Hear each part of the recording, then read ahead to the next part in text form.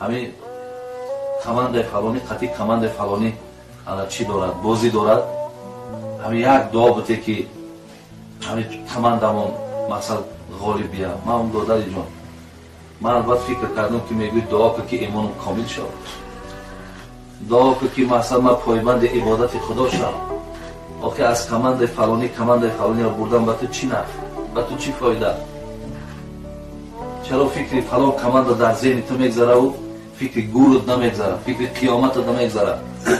چرا نمیگوی دعا که خدای مهربان مرا توفیق ده نماز تهجد بخونم مرا قوت بده که من از عهده تربیت فرزندان ببرم چرا این دعا را طلب نمیکنی که برادرای عزیز اینمی نه امروز را ببینید ما چیزهایی را طلب میکنیم که والله باور کن 5 گونه قدر در خانه گوری ما ندارد با خبری از قیامت دنیا پرستی بهر چیست عاشقی بر مال دنیا نمازگزاری بهر چیست از حلال و از حرام ها با خبر باشی اگر حلال و حرام را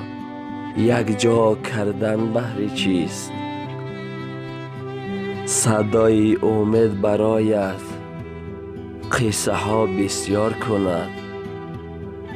قصه ها را شنیده و عمل نکردن بهر چیست